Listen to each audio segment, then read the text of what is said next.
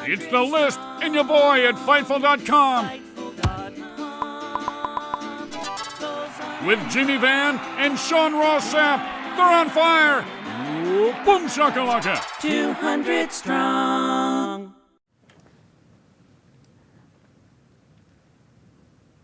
And we're live. What's up, you guys? Sean Ross Sapp. It is March 17th, 2021. This is The List and your boy. It feels like it's been like 4 months since we did 200, doesn't it? It feels like it's been at least 3. At least not 3. Not quite 4. Not quite 4. No. Jimmy's like, only 3. No, dumbass. at least. No, because I'm looking at when the stay-at-home order started in Toronto. Yeah. And I like giving people behind-the-scenes shit.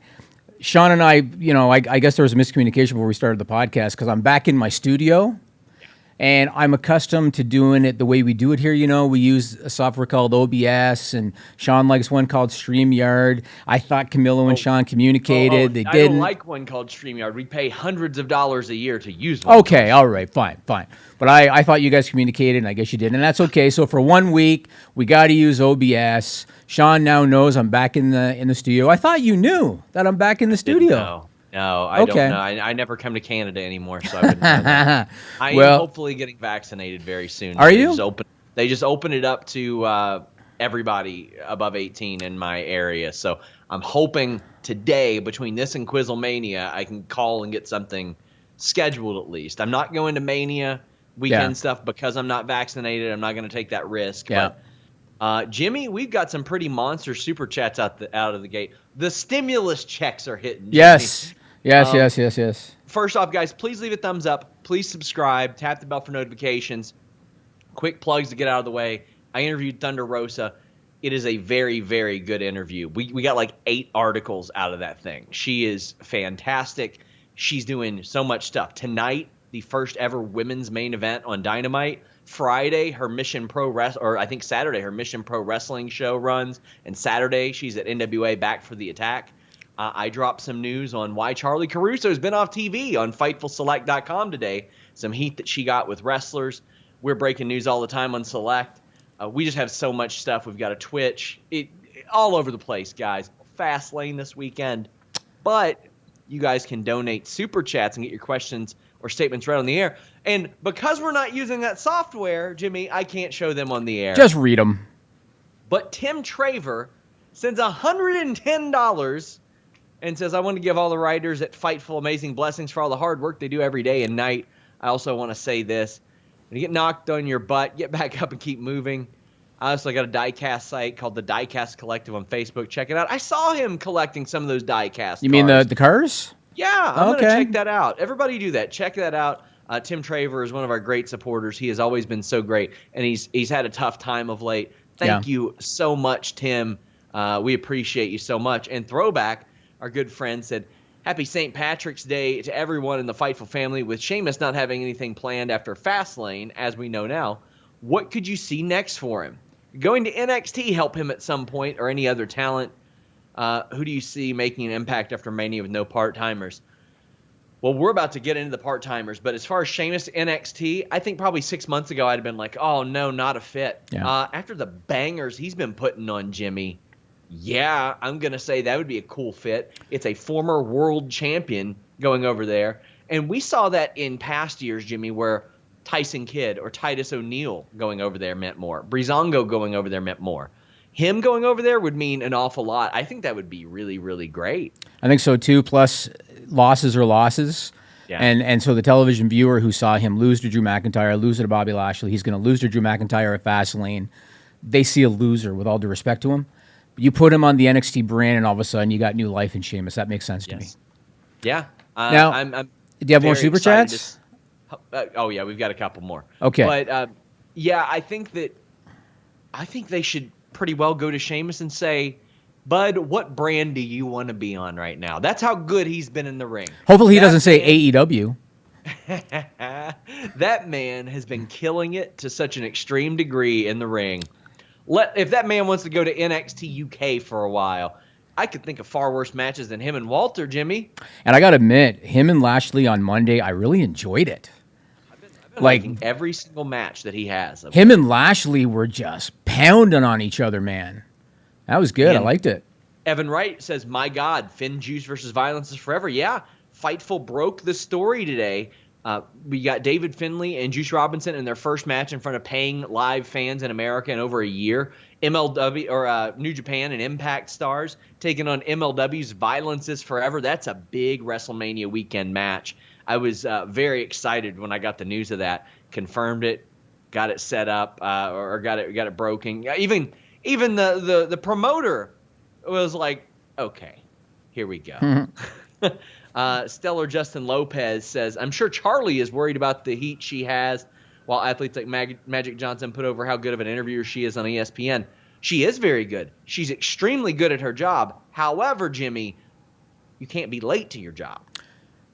Agreed. I know that person, that super chat, they were being sarcastic when they said, "I'm sure she's concerned," or whatever. Charlie Caruso's got so many options. She's gonna be fine. She's gonna be great. Oh yeah. She's really good at her job. But Yeah. Word got back to the head of the company that you're making wrestlers wait around for interviews, and it didn't go well. You know what's ironic about that, Sean? What's ironic is that Vince McMahon always had the reputation of hating tardiness and never being late. And now who's always, either late to tapings or doesn't show up at all? Vince McMahon. Late, and yes, that is the irony. Late to tapings has had some of the same people that were mentioned in that story, FightfulSelect.com, by the way, waiting months on contract negotiations, Jimmy. Yes. I would hear stories about Randy Orton not getting his contract negotiation discussions in a timely manner. Yeah. If that doesn't speak to you about where the priorities lie, I mean, the focus can't all be going into creative, Jimmy. It ain't that. That's for sure. Yeah. Guys, if you all don't mind, share this link. We've got a few more super chats to read, actually. We got a lot today. Throwback says, "What's Jimmy's thoughts on sport owners and musicians and owners in pro sports? LeBron James owning a part of the Red Sox." Yeah. It's so a shock around here. From what I understand, I don't think he bought into the Red Sox. He invested into the parent company that happens to own the Red Sox. Yes. I mean, good for him, man. He's earned his money. And so if that's what he chooses to do with it, good for him. I have a lot of respect for LeBron James because he comes up out of high school, and you're always worried about these kids that come into money out of high school that they're not going to have the right people around them and whatever. LeBron James is not an idiot. And surrounded himself with the right people. He's done very well for himself in basketball and outside of basketball. And if he's chosen to invest in that company, good for him. Daniel says, "Question about the shakeup. I get WWE keeps it like a draft. Wouldn't it make more sense if they didn't have it every year, then do trades?" I've not heard anything about another shakeup happening this year. I've not heard a thing about it. So I don't think that they are having a shakeup this year. I think they'll wait and do the draft accordingly. Or you know what? Maybe they wanted the draft to establish brands, and now they'll do a shakeup from here on out. But yeah, I think that a draft makes sense every few years. Like you do it like the World Cup every 3 or 4 years or so, if you're going to keep that separate. Man, the super chats are rolling in, Jimmy. Joseph Correa sends a $50 one and says, "Take my stimmy, please. Thanks for all the work you and SRS do. You were one of my inspirations for starting my own podcast a year ago." That makes me very happy to hear. People like Throwback have said that as well. That makes me very, very happy. Thank you. We're out here saving lives, Jimmy. That's what we're doing. We're on the front line. We are essential workers in this pandemic era. That's what we're doing. You know, it's funny. I'm heavier into the stock market now, and the stock market's been on a downturn. Everybody's like, "We need those stimulus checks." Yeah. Well, yesterday mine got hit hard, but today it's recovered pretty well. We have Anakin JMT says, "Gotta say, I feel it's a mistake if Impact is running a show against Mania Night 1. I know some will watch it over Mania, but how many more would watch but won't? It is an absolute mistake if they run a show opposite of WrestleMania." John Pollock just reported something about it, though, so I'm going to find out what that is. But what do you think about Impact announcing a WrestleMania Day show? I don't really I mean, I was going to talk about it later on the podcast here, but they're also going to be running Rebellion the same day as UFC 261. Yes, and I do know that AEW largely got on Sunday, or one of the big reasons they went on Sundays because of the stacked UFC show. Yes, and there's going to be the draw, and we'll get into it, but it's going to be the draw of being 100% capacity. It is going to dig into Impact's numbers a little bit. I mean, it's not a complete crossover, but it is going to dig into them. So Jeremy Lambert, sorry to interrupt, Jeremy Lambert said 8 p.m., but other options are being discussed. Yeah, I would discuss like 8 a.m. as a better option than 8 p.m. the Saturday of WrestleMania. That's a bad idea. Yeah. Anakin says, I'm not saying the company can't take a shot, just not sure if Impact is the right company to do it. Yeah, I think that is not a smooth idea, Jimmy. I'd let you know the mentality behind it. What's the mentality behind it? Do you think they're somehow going to piggyback somehow?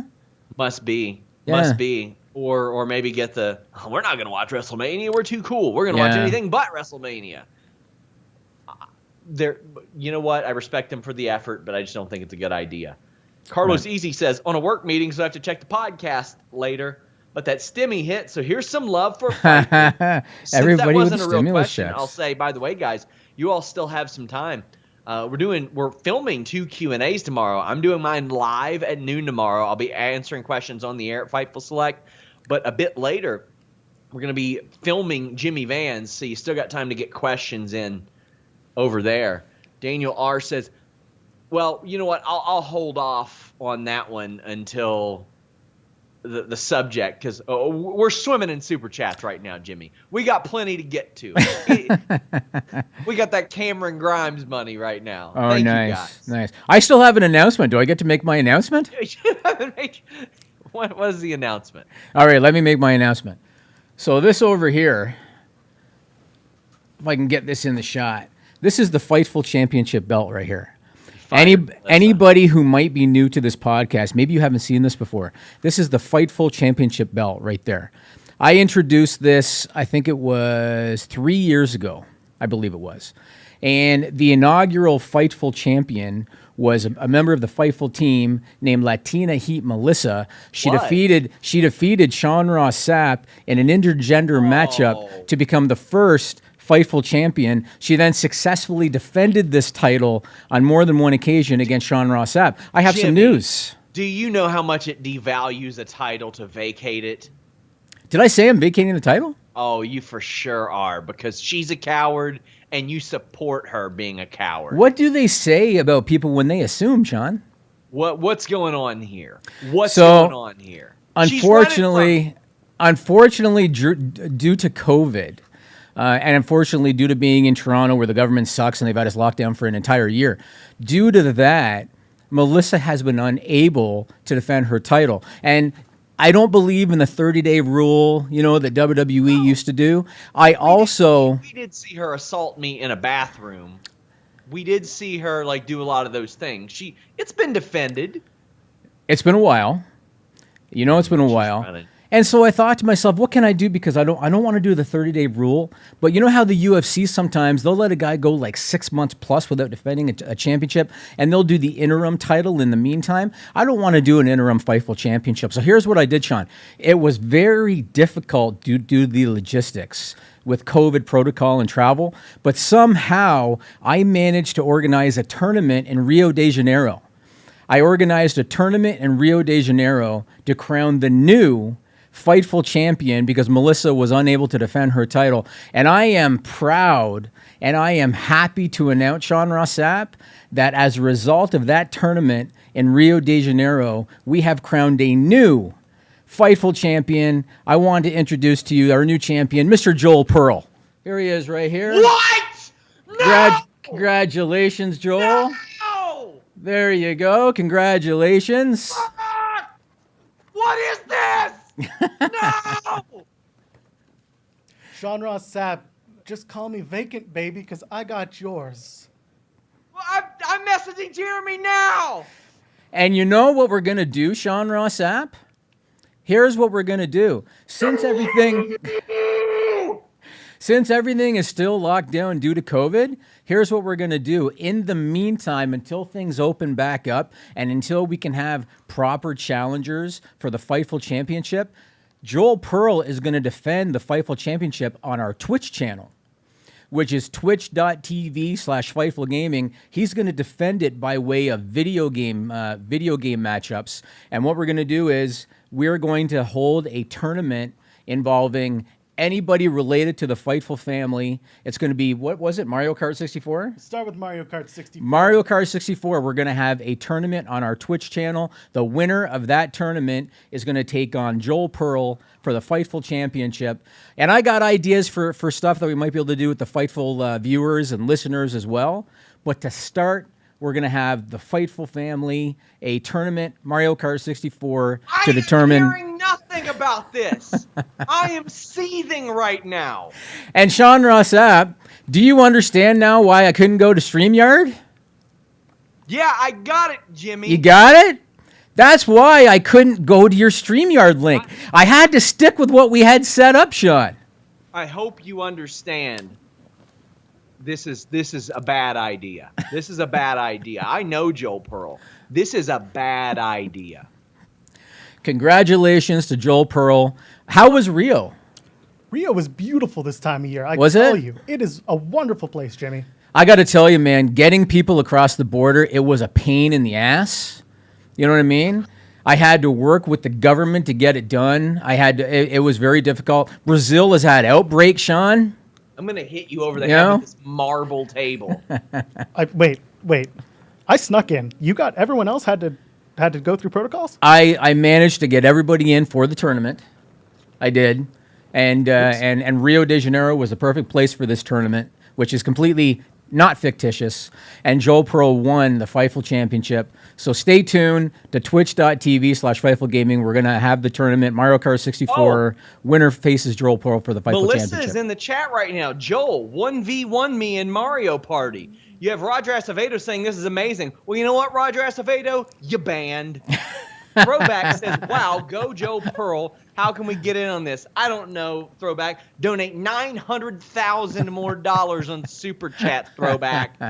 Dante says, Bischoff just gave Triple H the belt. This is a much darker age than 2003 WWE. And I didn't give anybody the belt. He won it in a tournament in Rio de Janeiro. That's right. Show I some am respect. the Rob Van Dam of that era. Like, the fans, the people want me. They know that I'm the most exciting person here. Oh, really? Melissa ran from me for years. She would assault me in bathrooms. You're going to make me play video games? Make me play video games, Jimmy? I don't even have eyes that work right now. This is another plot to keep me away from the Fightful Championship. Branson says, first Adam screws SRS on Quizlemania, and now even Jimmy Van himself, hashtag justice for SRS. By the way, I will be on Quizlemania today, so you know what? I'm going to win that. Then I'm going to find a way to beat Joel Pearl, either physically, or on the video game, and I'm going to become champ. I'm getting sick of this. Bud Ryan says this is the greatest reveal in wrestling. Congrats, ISO Joe. Anakin says, I know Joel Pearl too, and this is amazing. What the hell is this? You know what's really amazing? What's really amazing is for like the last 20 minutes, we were sitting here. Joel was sitting there the whole time. Sean had no idea. That was the best part. Throwback says, myself and the crew challenged Joel Pearl to Gears of War 5, player versus player. Now, see, here's the thing. Joel Pearl's going to get famous off of me. I came all the way to Canada specifically to meet Joel Pearl 2 years ago, Jimmy. Specifically for that reason. Yes, just that reason. Him and Spencer, because I'm a good guy. I paid my own way, paid for my own 5-star hotel. Is that right? Did you? Yes, just so I could meet Joel Pearl. And this is what he does to me. This is what he does to me. I feel betrayed.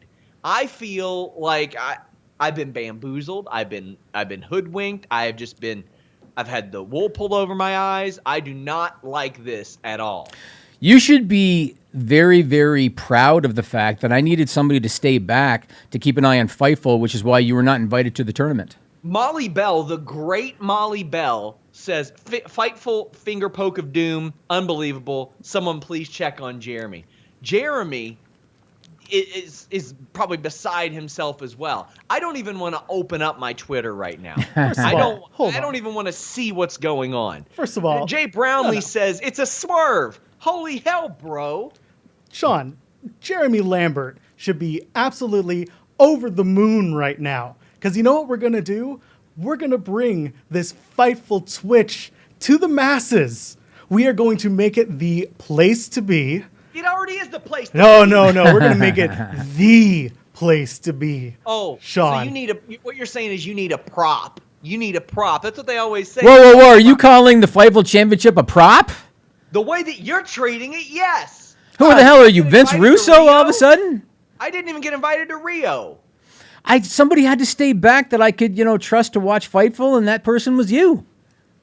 Throwback says, I'll place jersey bets anyway to get that belt or make sure SRS gets that belt. Can't do 99,000. We have a bunch of super chats. I'm livid about this. I'm not happy about this whatsoever. Am I coming to Canada this year, Jimmy? I mean, there probably won't be a Jays game. But if they lift COVID protocol, then I will consider bringing you in. And maybe if Joel is still the Fightful champion at that time, we will have a actual wrestling matchup for the title. Yeah, we'll see. I'm going to beat the living shit out of Joel Pearl is what's going to happen. I was going to invite you to my house for a nice meal, and here we are. You're going to beat me up? No, I have some of the best pro wrestlers and MMA fighters at my disposal, and I'm going to train with them until I come to Canada, and then I am going to beat the living shit out of Joel Pearl in that very room in which you all see right now. I got a connection to George St. Pierre. Don't worry about it. Thank God. Yeah, you'll be good. I'm scared. Oh. So congratulations to Joel Pearl, the Fightful champion. The tournament was great, Sean. It's too bad there's no video footage of it. The tournament was great, and Joel's your champion. So stay tuned.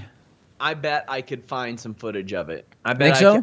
I'm going to do my investigative work, and I'm going to find some footage on it. Guys, keep those super chats rolling. Kevin Steets asks, Joel, are you thrifty?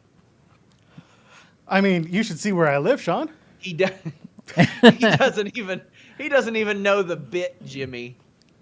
By the way, I'm going to do a Quizlemania bit that might ruin my career today. Very excited for it. Joel's quality of life will surprise you.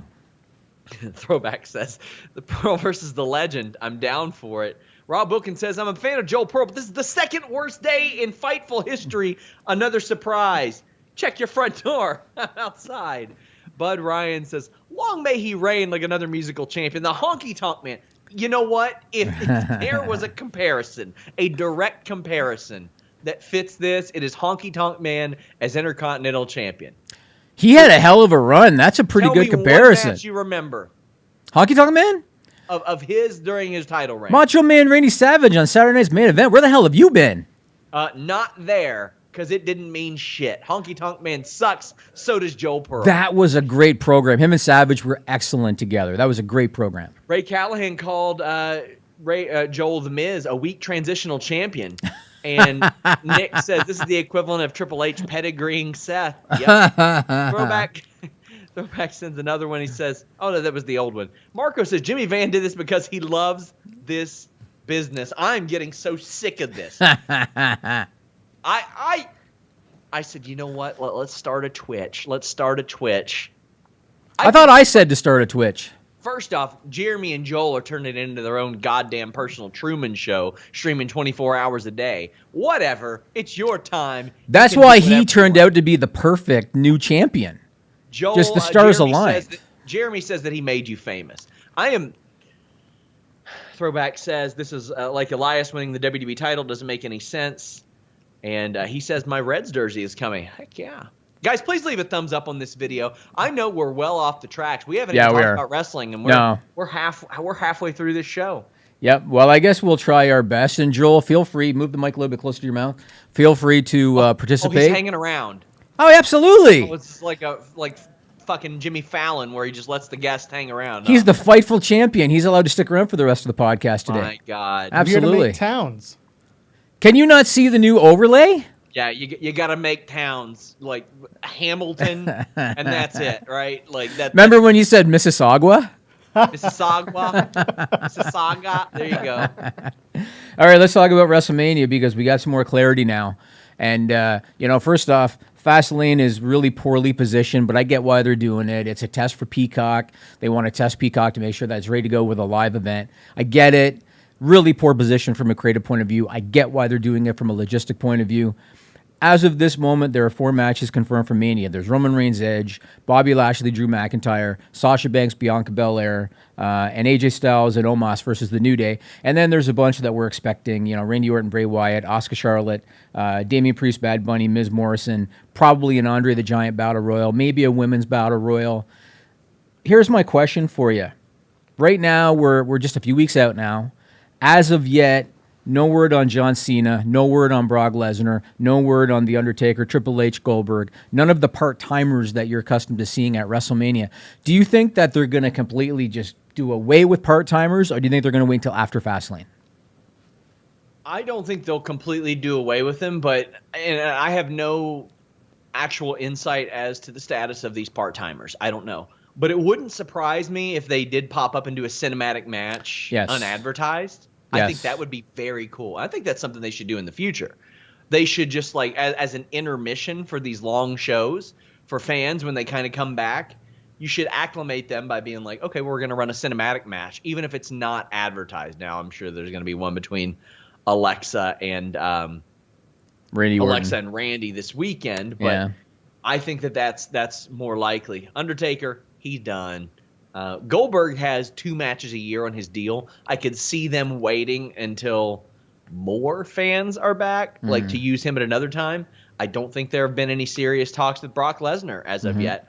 The Rock, next year's the year for The Rock. Come on, AT&T Stadium. So I think they got to pick their spots. Triple H has been done, quite frankly. But he has not retired. He hasn't retired, but he's been done. Even the match that he had recently didn't happen. He has not wrestled since June 2019.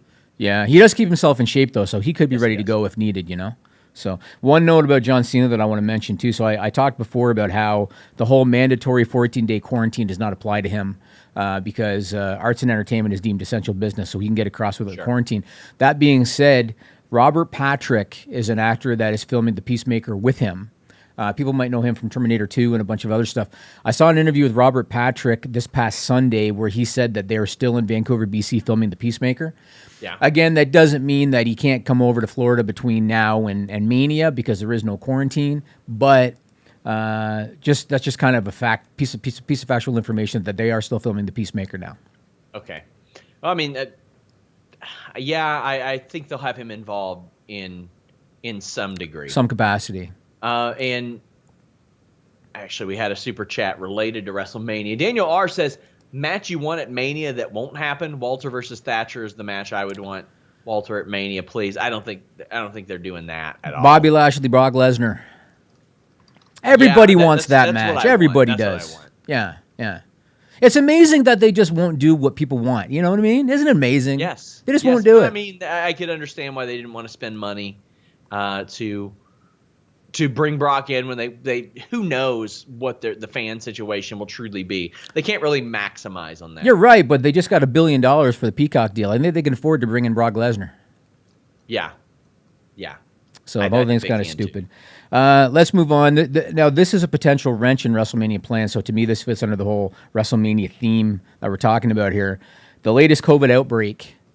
You broke the story, and I'll turn the floor over to you, and you can talk about it. This has got to be a major concern because can you imagine, Sean Ross Sapp? Imagine if 1 week before WrestleMania there's an outbreak. Imagine. Yes. It would completely fuck up WrestleMania. That's why they're keeping NXT separate of WWE when it actually would make sense if they would do NXT on Mania. Because they don't want the fuck up situation that keeps happening at the Performance Center. Yep. The Taz sloppy shop comments were like 4 outbreaks ago, Jimmy. Yep. It is so dumb of them to have people come in 5 days a week and then test them once, twice, even 3 times a week. Yep. It doesn't work. There's an incubation period. There's a whole lot of issues there. And last week they had a bunch of people come in to move rings, and from one warehouse to another. A bunch of people don't wear masks, and constant frustration, Jimmy, from the roster, both in NXT and the main roster, and Vince McMahon himself. Mm-hmm. I had I'm jumping all over the place, but a bunch of people got COVID. And then there were wrestlers finding out from me that this was happening, and then they're like, well, shit, I just got a call. I just found this out. at least 2 matches I've been told were going to be changed, or they expected to be changed. They expected the Imperium match to be changed, and they expected Leon Ruff and Swerve Scott to be changed. Of course, that can also change. But Vince McMahon got frustrated, and I had somebody bring up a really good point, Jimmy. Somebody was like, I don't think that Steve Cutler's firing days before the Super Bowl was a coincidence. I think that was his way of saying, don't go to Super Bowl parties unmasked, or don't go to them. And I mean, we heard about Kevin Owens going straight to him last year and being like, these people aren't taking it seriously. He wasn't happy. This is not going to make him happy at all. So would this not fall on the shoulders of Triple H? Yes, it would. It would Right? fall on the shoulders of Triple H and the people who run things at the PC and oversee that. Right. It is dangerous. It is stupid. I'd like to know who was the decision maker that decided to bring in these contract workers to move stuff without following protocol. I mean, Joel will tell you, he's here with us on the 4th floor here. My main floor is on the 2nd floor, but he's here with me on the 4th floor. I follow protocol here. You know what I mean? Yeah. I don't have a $1 billion entity like they have, in NXT and WWE. It's shocking to me that they continue over and over and over and over again to do this shit. Well, it's shocking that you keep doing the shit that you do, Jimmy. Jeremy Lambert says, I bust my ass every day for Fightful, working 6 a.m. to 11 p.m. some days, outworking everyone not named Sean Ross Sapp, never miss a day, produce hours upon hours of content, and Joel Pearl gets handed a title. I quit, Jimmy Van. Okay, he did not get handed it. He won it in a tournament in Rio de Janeiro.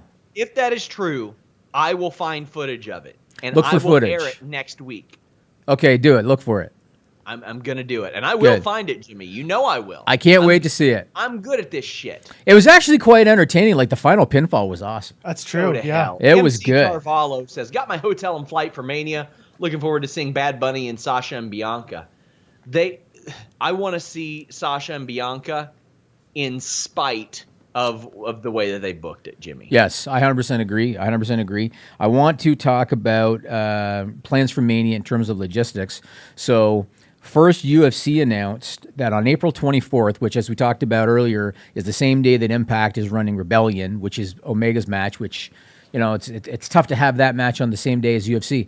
But April 24th, they're going to do UFC 261. Of course, they're doing it from Jacksonville, Florida. Of course they are. And they're going to do a 100% capacity show. The venue, I looked it up, they can get about 15,000 people in there for an event like the UFC. So WWE just announced today, March 17th, that for WrestleMania, they're going to be expecting about 25,000 fans a night. Like you said, if they can get it, it might be tough because there's not going to be any touring fans. So if they can get it, they're expecting 25,000 a night. That's about 35% capacity.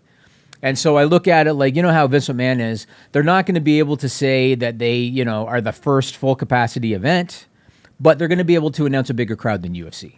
Yes. So at least they'll have that. When I heard the UFC was going to do capacity, I was like, of course they are. Yeah. Of course they are. Yep. I will say this.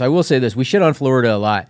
The case count is dropping. I looked it up the other day. I think they're averaging about 4,500 cases a day over the last 7 days. So it is dropping because the vaccine is just much more prevalent in the U.S. than it is in a place like Canada. So at least they have that. The Super Bowl does not look like it was a super spreader. And so at least they got that. 100% capacity, that might be a little bit too aggressive right now. But that's what they're doing. Jay Brownlee says, have you guys seen the BS between Cornette, Miro, and Penelope? If so, what's your guys' thoughts on it? I'll tell you, I go out of my way to not talk about stuff like that on the air. But as far as my thoughts for it, I don't like the idea of tearing somebody down with insults to prop up your content. If that's what he wants to do, well, he can deal with the backlash, and it seems like he's more than okay doing that.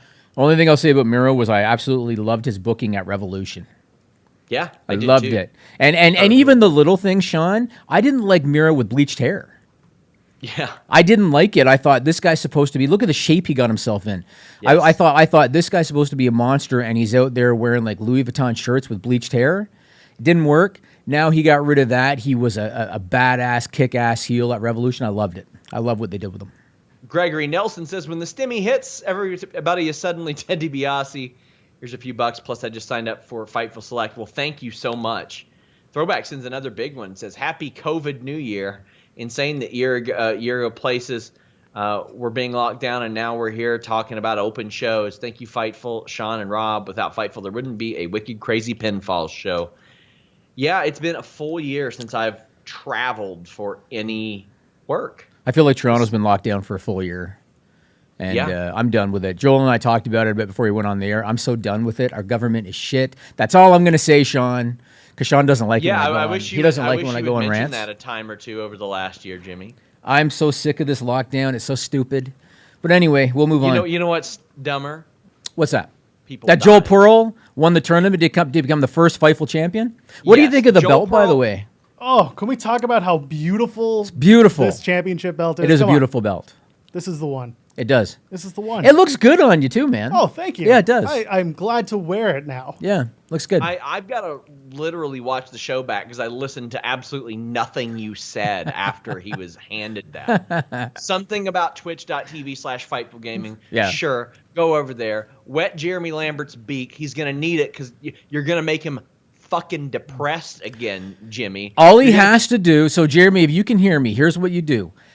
Enter the tournament, Mario Kart 64, enter the tournament to win an opportunity at Joel Pearl and the Fightful Championship. That's what you do. Texas 41 says, any news on Thea Trinidad? She popped into going in Raw's Impact live stream last night just to say hello. Impact Zone confirmed. I'd be shocked if they didn't want her, Jimmy, but I would say that she's going to have multiple suitors.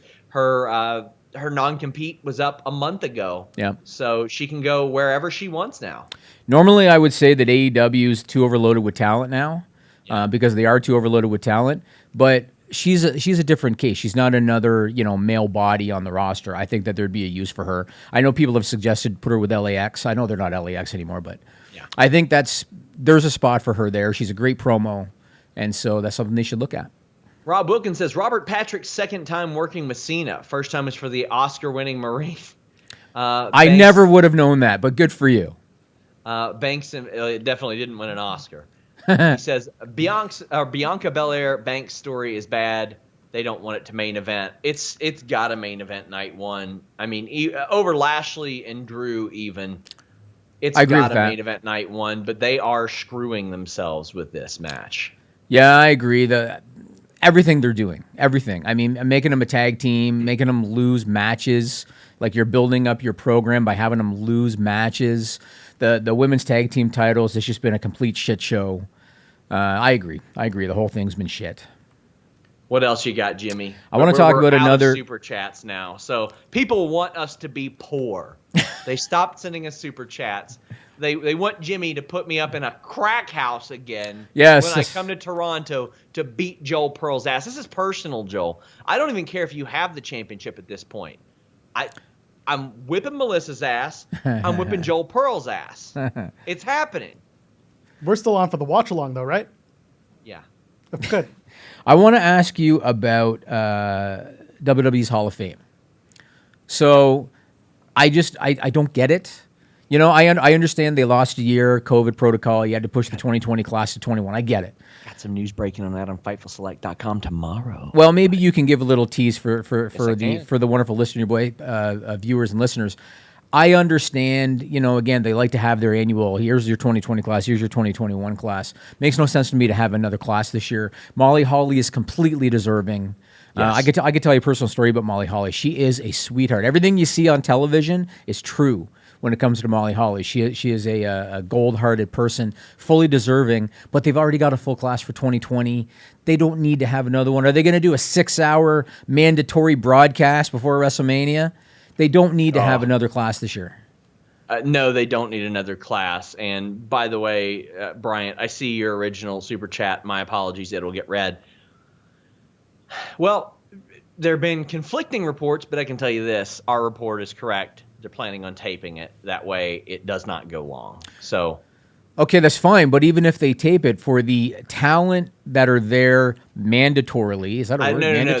That was the case last year. Oh, I don't know what they're going to do now. Oh, I don't know if they'll have talent there. I don't know what that situation will be. They're doing an awful lot of tapings that week. They're taping the week before the week before Mania, if that makes any sense. Yep. So Yep. I'm looking at it probably, I think in 2 weeks they'll be taping a lot of this stuff. And there's a lot of stuff that's going to get taped there. I don't know if talent is going to be mandatory there. But what happened was Vince McMahon started to get upset a few years ago when people were just walking out and leaving. So the first year they changed the configuration. Of course, the Bret Hart thing happened. That's a bummer. But after that, last year it was going to be mandatory for talent to stick around the entire time. And the talent that I spoke to said it's no disrespect to those people, but we would love to sit around and watch their speeches. But when we have to be up at 6 a.m. to meet our media obligations in the morning, it's easier said than done. 100%. I fully agree with the talent. And it's shitty for everybody. You remember that wide shot of Bill Goldberg that made the rounds? Yes. When Goldberg came out as the headliner and there's nobody there. And it's shitty for Goldberg, but I'm with you on the talent. I'm with you. You know, they make him get up at the crack of dawn from media avail, and you want him to be out till 2 in the morning because of a 7-hour-long Hall of Fame ceremony. I fully get it. T.L. Bryant says, first donation, since Cesaro and Sheamus pushes are being slowed down, would it be good to bring back the Bar? I love them together. Them as a babyface team does sound kind of interesting, but I think right now they're on a good trajectory solo, and eventually you can bring them back. And apologies, it took a while for us to read that, Bryant, but thank you so much for the super chats. I think right now would be a good time to just see what they can do on their own, and if it doesn't work, you can always go back to it, Jimmy. I think Cesaro has momentum right now. It looks like it's going to be him and Rollins. I'm sure they'll probably put Rollins over. But I think Cesaro is looking pretty good, so I would like to see where that goes. Again, I feel like Sheamus, he's going to lose to Drew McIntyre at Fastlane because Drew McIntyre is going into Mania as the challenger for the title. So he's going to lose to him. That's 3 big losses in a row for Sheamus, plus when he was laid out by Drew in the non-finish. So unfortunately, he is going to be looked at as, you know, by the casual television audience as on a losing streak per se. But his work in the ring's been really good, no question. T.L. Bryant says, "Thanks, brother. Just really wanted your all's take on it. Rooting for you on Quizzlemania. That's how I found you. Well, I appreciate it. Our European foothold has really increased, especially Jimmy, since we are now the leaders in British news. WrestleMyBritishGranny.com." I saw that, and my beverage company, Mood, is now everywhere. We're on shelves in Ireland, in the UK. We're coming to Canada and the US. So there you go. We're everywhere. Dante V sends a giant super chat and says, for SRS training to take back the belt. And Denise's raise she keeps asking you for. Get your vaccines, you nerds. Denise has gotten 3 raises and a Christmas bonus, a giant one. She's all right. Does Denise play video games at all? I don't think so. Okay, because if she does, I want her to enter the tournament to earn a right to challenge Joel Pearl for the Fightful Championship. So this is a top contender tournament. This is a #1 contender tournament. Okay. Yes. Now I want to move on. I want to segue to something fun for a minute, Sean. I want to go back into the vault for a minute, Sean. This is what we're going to do because I was inspired by something I saw today. Aside from Joel Pearl, the new Fightful champion. I try not to curse on the air anymore, and this week I've cursed so much, and I feel so bad for it. Oh, with me you can. On this podcast you can. But here's what I want to do. I happened to notice on The Rock's Instagram that he posted a video about one of his favorite pancake recipes. And when I saw The Rock post this video with one of his favorite pancake recipes, I thought to myself, you know what? 3 years ago, you and I had a fun little debate on the List and Your Boy. Some of our more recent viewers or listeners might not have seen that debate because they might have come along afterwards. It's a great piece of footage. And so what I want to do now is I want to air our pancake versus waffles video. Camilo, go to the footage. Oh, fuck. Pancakes. Waffles. There is a war going on. There is no feud. It is waffles. That's it. Do you like waffles? Do you like pancakes? Pancakes are better than waffles. Which do you prefer? French toast. You're a fucking moron. There's no way you like pancakes more than waffles. Absolutely. I am, in fact, the pancake king. Waffles are just so much better. Check. Your Aunt Jemima, no pancake having ass.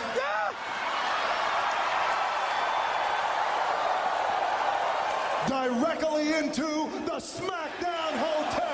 Pancakes get soggy and just unedible. Does he have no respect? pancakes aren't as good as waffles. Oh, that's why. I got it. Your friend there.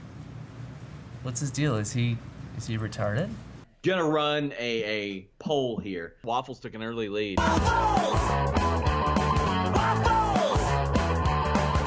I see the poll results. Kudos, people. There are a lot of intelligent pancake lovers in this world, Sean. If we took the Canadian vote out, then waffles would be winning. If you take Kentucky out, then you lose a lot of waffle votes too, Sean. There is a massive cluster of Waffle Houses in the southern Atlantic region. But yeah, crepes and pancakes win. Crepes are pancakes, people. I'm glad that there's still some intelligence left in this world. Gotta try crepes. I gotta try crepes. They're excellent. I'm gonna give them a go. Hello, we're back, and you know why this is topical, Jimmy? Yeah.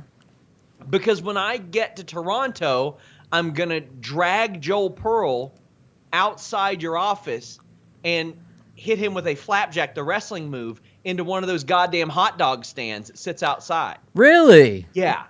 Did you ever meet one of the bad ones, not one of the good ones? Did you ever meet the suntan cowboy? Yes, I did. So he's always out there. Maybe he could serve as the referee. Was there a point to this? Oh, you mean to the pancake versus waffles video? Yeah. So I was just inspired when I saw The Rock's Instagram video because Oh, God. The Rock is a very intelligent human being who understands that pancakes are better than waffles. And so when I saw the Instagram video with him showing his pancake recipe, that just got me thinking, because our audience has grown from where it was 3 years ago. You know what I mean? Our viewership is higher now than it was 3 years ago. And so I thought, there's a lot of people that agree with me that pancakes are better than waffles, and they never got to see that video. You know how many good videos we have in the can going back 2-3 years ago that I'm going to have to find and bring back because they're so good and a lot of people might not have seen We them? don't got to find them. They're sitting on the back end of Fightful Scraps right now. Oh, okay. Well, I guess all I have to We do can is just re-release them. That's what we'll do. And also, I'm glad that you found a bunch of people that were wrong, like you. We have a bunch of super chats. Jay Brownlee says, my apologies, guys. Not trying to promote him or his negativity at all. So why the sudden change of amount of tickets for WrestleMania? I may have missed it. I don't think that I don't want to say they didn't get approval for how many they could have.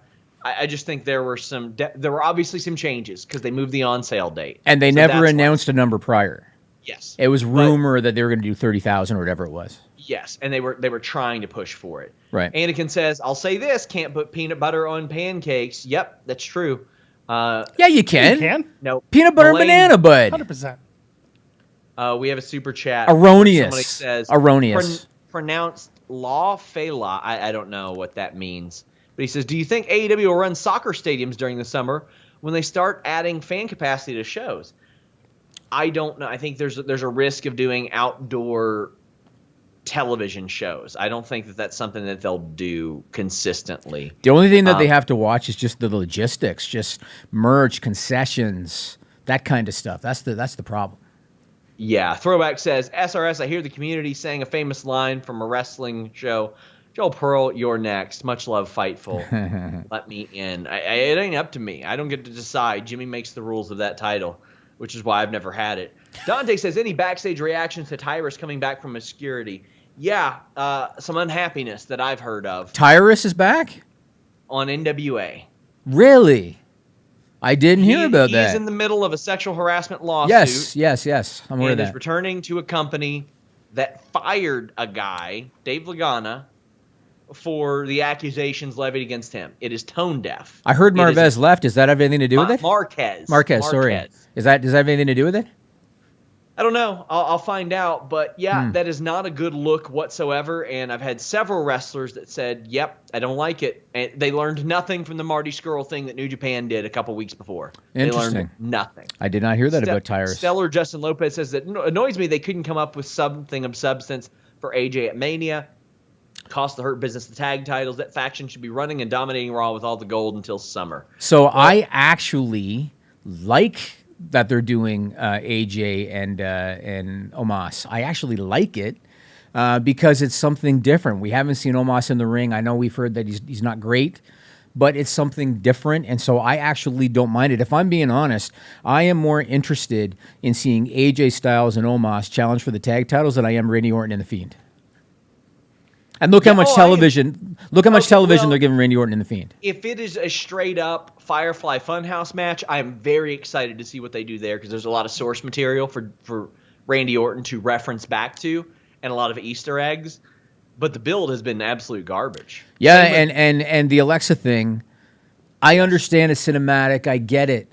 I don't need to see 5 foot, 100-pound Alexa Bliss use hocus pocus bullshit on a 6'3", 240-pound veteran like Randy Orton. I don't need to see it.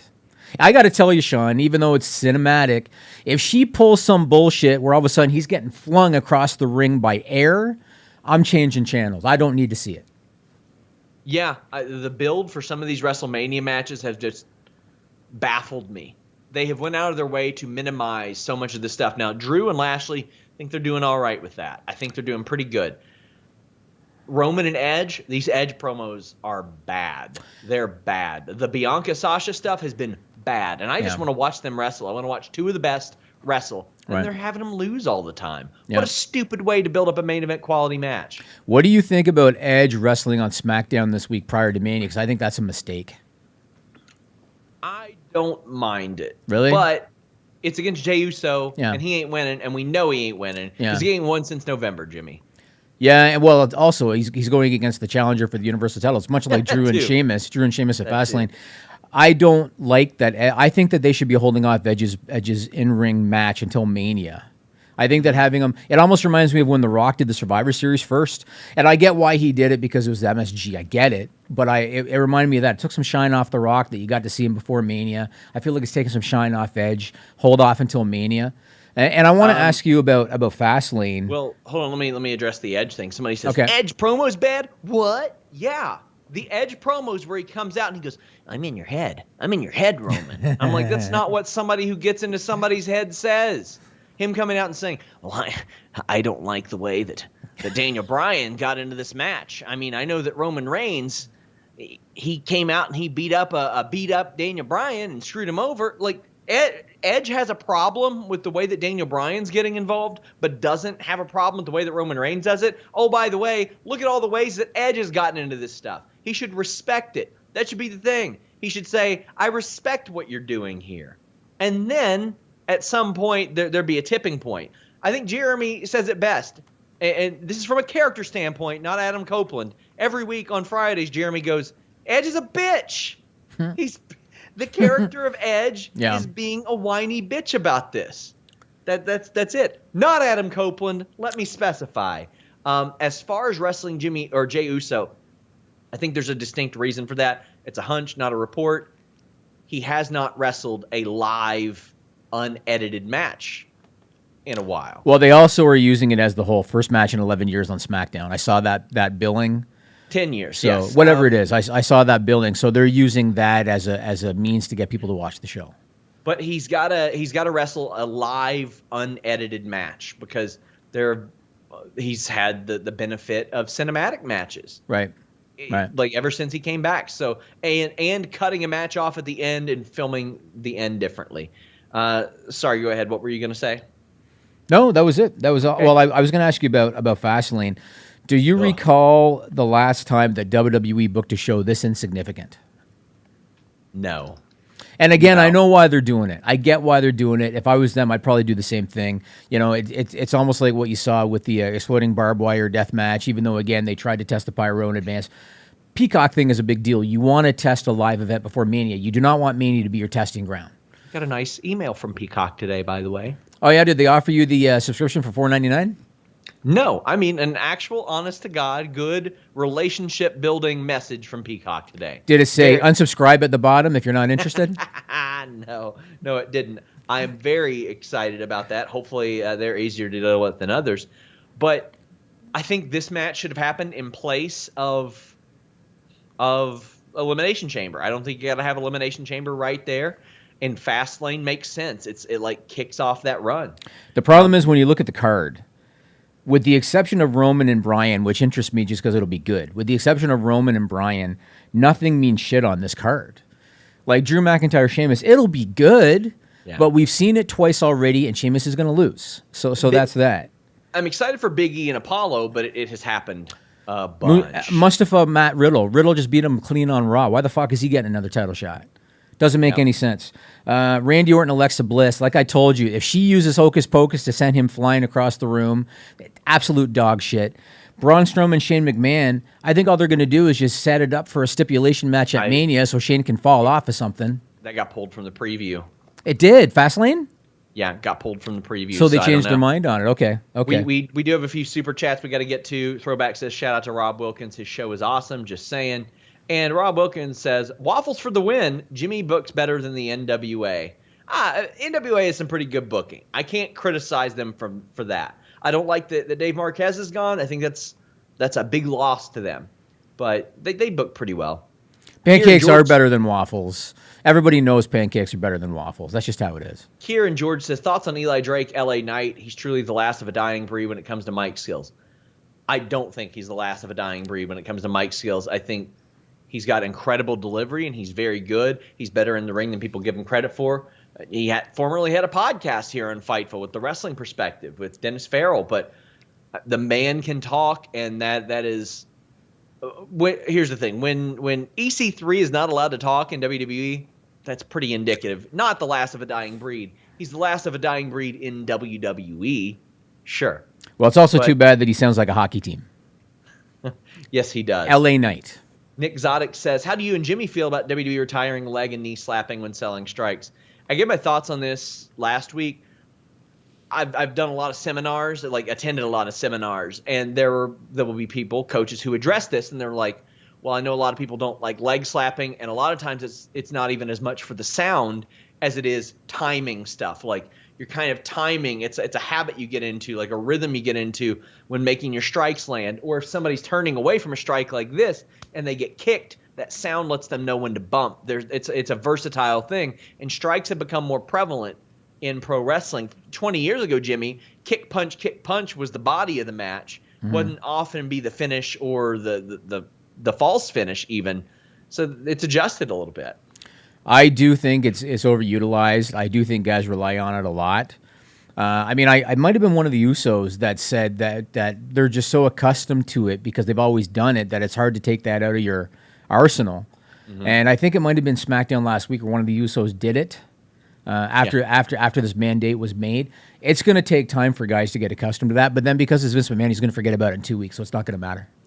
We've got a few more as we wrap up. You guys have given us one of our biggest super chat days ever. I can't tell you how important that's because that we're is. back in the studio and because I introduced the new Fightful champion, Joel Pearl. You're welcome.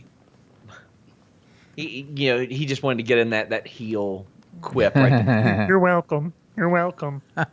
Okay, he does not sound like Kermit the Frog. All right?